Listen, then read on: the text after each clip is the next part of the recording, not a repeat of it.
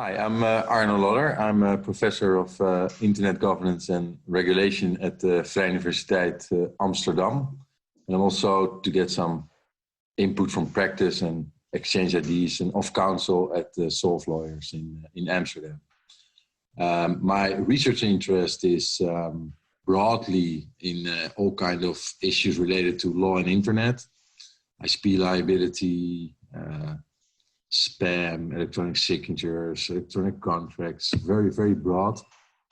But also because it's so broad, I decided to get some more focus in my research, and I decided to work on algorithms, and in particular, self-learning algorithms. And the reason I'm interested in the topic is I did some work on big data.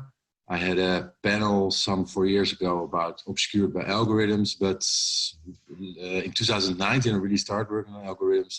And in the 90s I was working in the field of artificial intelligence and law, and then everything was basically rule-based and very predictable. And with these modern algorithms, machine learning algorithms, it's quite unpredictable, and for the law that's fascinating because lawyers want justification, and this technology is not very good in providing justification. So that's why it's a very challenging and interesting topic for lawyers and society at large, actually, because they're often used by governments and businesses these days, algorithms.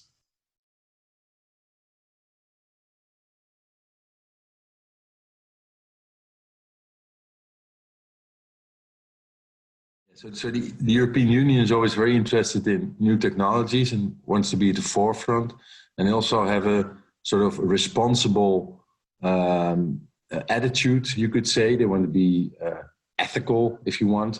And they have several initiatives launched on quite recently, the last 1 or 2 years, building trust in human-centric artificial intelligence, and there are working forces on ethics. They issued documents on the ethical elements of use of algorithms. So they're very concerned also with applying this technology in a way that lines in with our human values as we consider them important in the European Union.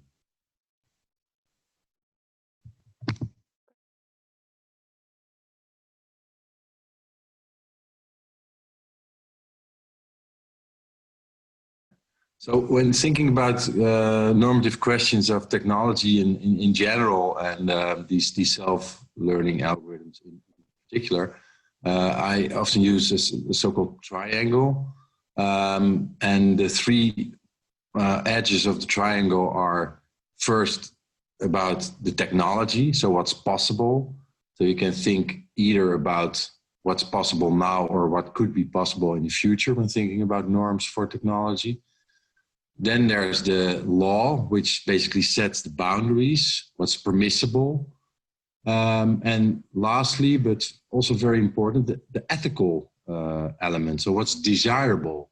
And not always it's the case that if something is possible and permissible, you should also do it. And in particular in the area of algorithms.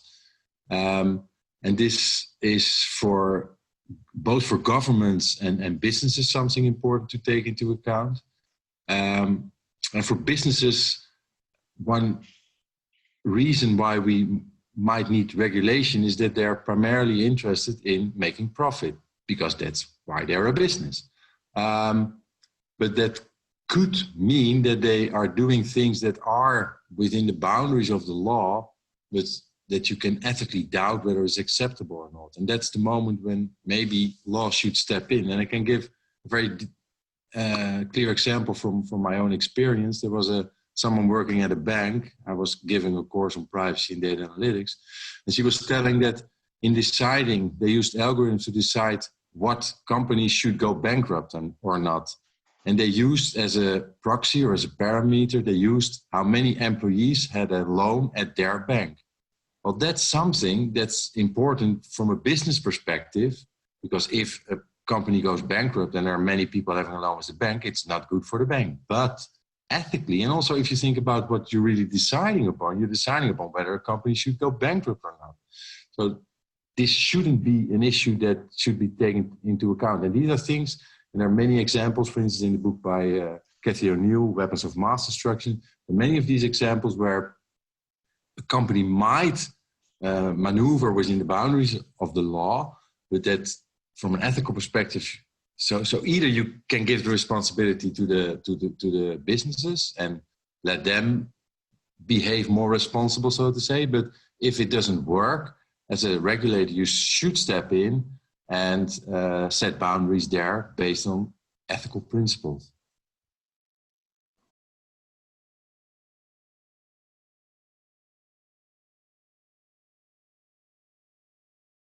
It sort of links to Leslie's code as law, but code as law is not by government on purpose that they're using technology. It's more that the technology can have normative elements, but government can use technology to enforce the law and can use technology to execute the law. And this is something that should be very cautious. There are some court cases in the Netherlands recently about a risk system that identified the risk of citizens being fraudulent, and the judge ruled that it was not a good, it was an illegal act basically, so he annulled the act because the government couldn't explain well enough how the system is working. And that's a very important point when algorithms are applied, that you should know how it works. And that in particularly also is the case if you use algorithms to enforce the law, basically, to really regulate things, then you should be aware of what the algorithms are doing. And there are many examples from the past, for instance, electronic voting, that the government let the company build the system, and they didn't know how the votes were added. They weren't allowed to get insight into it. Well, these are things that you shouldn't do as a government. You should know what you're doing. That's very important. So yes, I think it's good if you can use technology to help in regulating topics, but you should be very careful in doing that.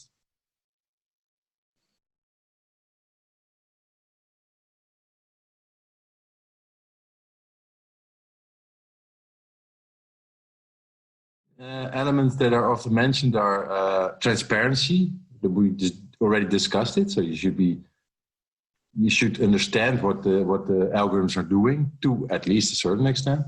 And another thing that's often mentioned is discrimination. And a recent case from 2020, early 2020, was about Apple's credit card system. It started actually late 2019, but it was an investigation in early 2020.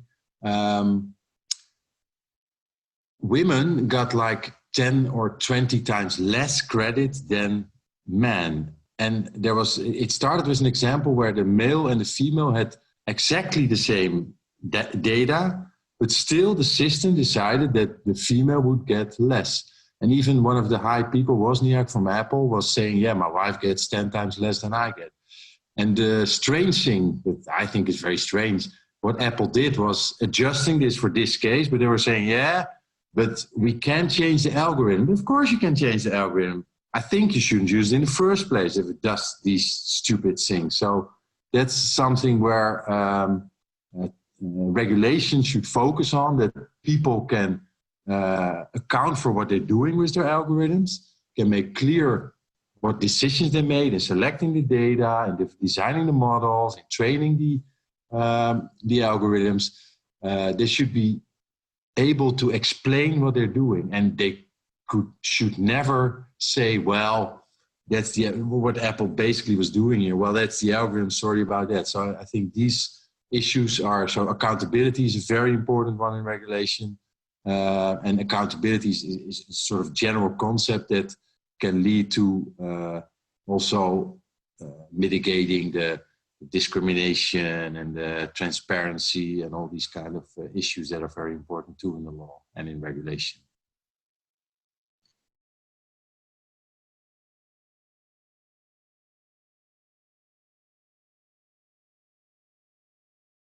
That's very important that people think about the question why they are applying these algorithms.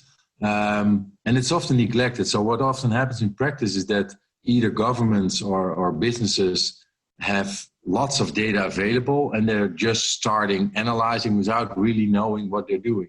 And to me, it's very important that before you start using data, that you ask the question, why am I using the data? What I want to accomplish with these data. I have an example from my own university where they had lots of data about students. And they were thinking, we can use these data to analyze whether the students will be successful or not. When I first heard it, I was thinking, well, if you look at the 2 or 3 first test results, you have quite a good indication. And why would you use this? And there are also quite some biases in the system because they used parameters like where they were coming from, maybe even ethnic characteristic, I'm not sure, but it was sort of biased, and it could lead to the situation where someone from a good neighborhood wasn't asked to go to the student counselor, and someone from a not so good neighborhood was asked. And that's things you don't want. And if you would have thought about why are we using it, then you probably would never have developed this system in the first place. And it was abandoned after like 2 years because it didn't add anything to what people already knew.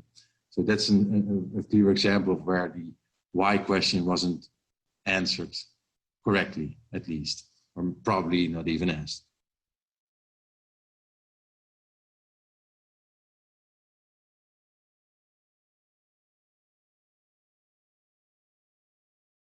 When it comes to technology, if you're a technology lawyer, and also if you're a lawyer or someone in society, but don't take technology for granted. Don't see it as something deterministic that we can change nothing about. Technology can do many beautiful things, for sure, but always stay critical and prevent us from becoming part of a society that we are not wanting to live in, basically. And that's so important for us as lawyers also to think about in terms of regulation and modeling our society, that we stay critical, that we always stay critical about the use of technology.